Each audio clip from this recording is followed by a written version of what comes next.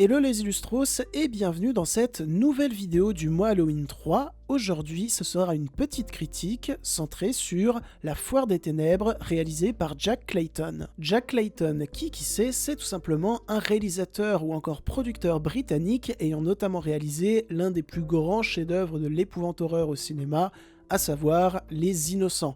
Mais il a également réalisé un autre film assez culte, à savoir Catesby le Magnifique. La Foire des Ténèbres est un long métrage fantastique, épouvante horreur, sorti le 25 janvier 1984 en France, et il compte à son casting un certain Jonathan Pryce. Jonathan Pryce, si vous ne le connaissez pas, c'est tout simplement ce monsieur qui a notamment joué chez Terry Gilliam ou encore dans la saga Pirates des Caraïbes. La Foire des Ténèbres nous raconte ceci. Une foire ambulante débarque assez mystérieusement dans une petite ville des États-Unis quelque temps avant la fête d'Halloween. Deux enfants, Jim et Will, s'y rendent en cachette et découvrent des attractions plutôt inquiétantes, comme un carrousel qui permet d'inverser le cours du temps. Non moins intriguant est le propriétaire de la foire, un certain Monsieur Dark. Et premièrement, est-ce qu'on peut s'arrêter 2 secondes sur l'immense beauté de cette affiche? Non mais sans rigoler, si je pouvais la voir en grande dans mon prochain décor, je serais ultra conquis. Deuxièmement, d'après ce que j'ai compris, notamment grâce au générique de début, c'est un film Disney. Et le fait que ça soit un film Disney va avoir son importance dans la suite de mon argumentaire. Troisièmement, est-ce que La Foire des Ténèbres est un bon film? Eh bien oui. Cependant, c'est un long métrage qui comporte quand même de gros défauts, dont je dois parler en préambule avant d'aborder les qualités. Pour ce qui est des défauts, je trouve que globalement, les développements des personnages sont assez grossiers. Surtout celui du père, le personnage du père qui, durant toute une séquence, va exposer à voix haute son passé et le passé de son fils. Je savais qu'un homme m'avait sauvé. Oui, un homme, mais ce n'était pas moi. Et le cinéma, c'est le show don't tell. Il ne faut pas dire, il faut montrer. Et là, on est carrément dans l'inverse. Ce qui rend cette séquence assez grotesque, car tu n'es pas investi dans les enjeux. Tu n'es pas investi dans l'émotion que souhaitent te véhiculer les personnages. Et en plus de ça, cette séquence crée une assez grosse chute de rythme, parce qu'elle dure assez longtemps. Non, c'est vraiment dommage. Et là, je parle du développement du père, mais ce type de développement, on le retrouve pour de nombreux personnages, notamment pour les 2 enfants, et ça crée le même effet désagréable. Par contre, s'il y a un personnage qui est ultra réussi en termes de développement, c'est bien le personnage de Monsieur Dark, interprété par Jonathan Pryce. Permettez-moi de me présenter.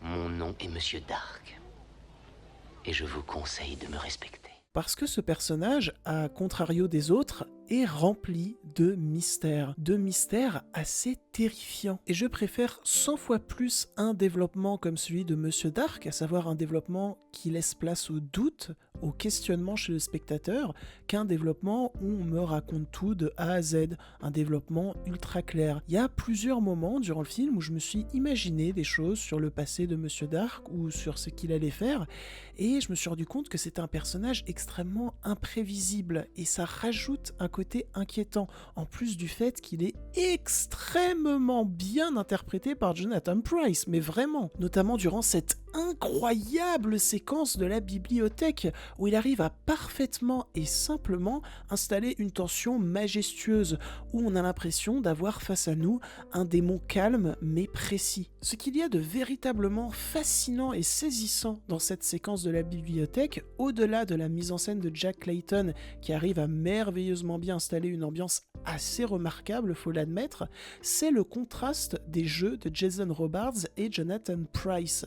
Jason Robards qui possède durant cette scène un jeu très cinématographique, tandis que Jonathan Pryce, lui, va pousser très loin un jeu assez théâtral. Le contraste est saisissant et le contraste crée un certain malaise. Encore une fois, ça sert merveilleusement bien l'ambiance. Et puis voilà, le personnage de Monsieur Dark qui est, comme je l'ai dit, un démon calme mais précis, un démon qui dévore les histoires, qui dévore ta personne, qui dévore tes sentiments, tes 5 sens, qui arrive de la plus facile des manières à éteindre ton esprit, à consumer ton âme. Et maintenant, 40 ans, est-ce que tu entends battre ton vieux cœur fatigué? Il y a un côté assez terrifiant, je trouve, qui a dû terrifier beaucoup d'enfants qui ont vu La Foire des Ténèbres à sa sortie, parce que rappelez-vous, c'est un film Walt Disney Productions, et je me dis que ouais, il y a des enfants qui ont dû être terrifiés par ce film, notamment par toutes les séquences avec Monsieur Dark, mais également toute la séquence avec les araignées,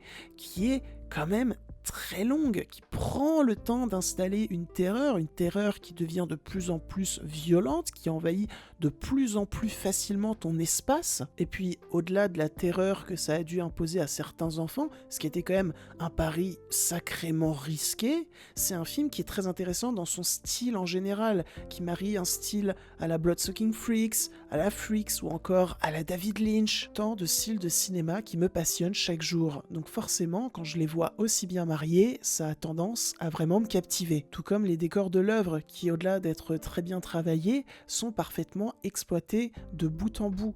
Autre chose qui m'a assez impressionné, c'est la qualité des effets spéciaux.